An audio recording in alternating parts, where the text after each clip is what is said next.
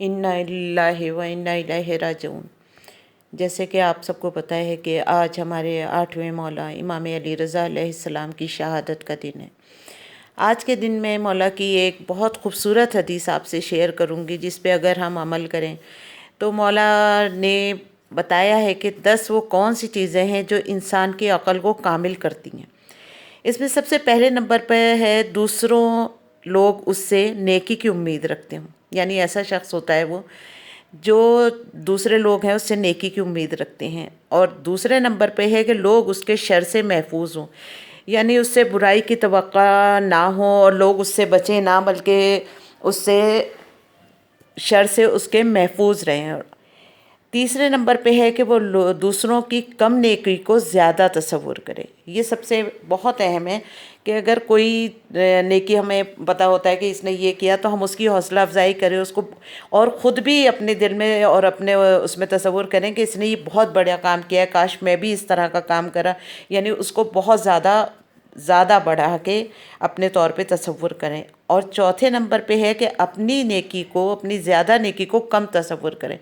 یعنی ہر مطمئن نہ ہوں، بلکہ جو بھی یہ ایک کام اگر سر انجام دے تو خدا کا شکر ادا کریں اور اس کے بعد کہیں پروردگار مجھے اس سے زیادہ کی توفیق دے، یہ میں نے بہت معمولی سا کام تیری بارگاہ میں کیا لیکن مجھے اس سے کہیں زیادہ کی توفیق دے،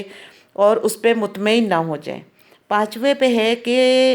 اس کے سامنے اگر کوئی شخص حاجت پیش کی جائے تو وہ اکتائے نہ۔ یہ بہت وہ ہے کہ بعض وقت یہ ہوتا ہے کہ اگر انسان کسی کا کام کرتا ہے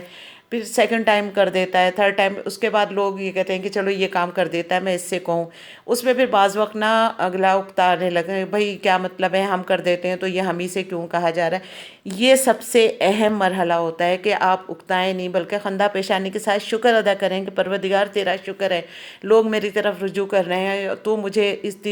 اس قابل کر کے میں لوگوں کی توقع پہ پورا اتروں۔ تو یہ بہت زیادہ ضروری ہے، یہ پانچویں نمبر پہ ہے۔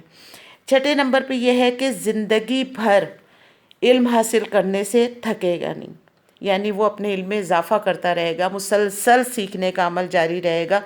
کیونکہ علم کی کوئی انتہا نہیں۔ اور جس وقت بھی انسان مطمئن ہو کے بیٹھ جائے کہ ہاں بھائی میں نے بہت پڑھ لیا، بس اب تو میرا ختم ہو گیا، سمجھیے یہ اس کی جہالت کی ابتدا شروع ہو گئی، کیونکہ علم کی تو کوئی انتہا ہے نہیں، اور جتنا انسان اپنے علم میں اضافہ کرتا رہے گا یہ اس کے لیے بہت زیادہ بہتر ہے۔ ساتویں پہ ہے کہ اللہ کی راہ میں فقر یعنی غربت کو زیادہ ترجیح دے گا، یعنی وہ اللہ کی راہ میں اگر اس کے پاس غربت آتی ہے تو وہ اس پہ شکر الحمدللہ، اور اللہ سے کہے گا کہ پروردگار میں اس پہ راضی ہوں۔ جناب سلمان فارسی کو چھٹے مولا کہتے ہیں کہ سلمان اسی لیے کہتے ہیں کہ وہ ہمیشہ، سلمان جو تھے وہ انہوں نے اپنی خواہش کے اوپر مولا علی کی خواہش کو مقدم رکھا۔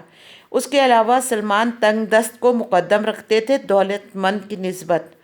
اور اہل علم کے ساتھ بیٹھتے تھے، تیسرے نمبر پہ یہ ہے، اور انہی کے ساتھ آمد و رفت رکھتے تھے۔ ظاہر ہے جب ہم اہل علم کے ساتھ بیٹھیں گے اٹھیں گے تو کچھ نہ کچھ انسان سیکھتا رہتا ہے۔ آٹھویں نمبر پہ یہ ہے کہ اللہ کی راہ میں ذلت کو پسند کرے بنسبت اس کے کہ اللہ کے دشمن اگر اسے کوئی عزت دے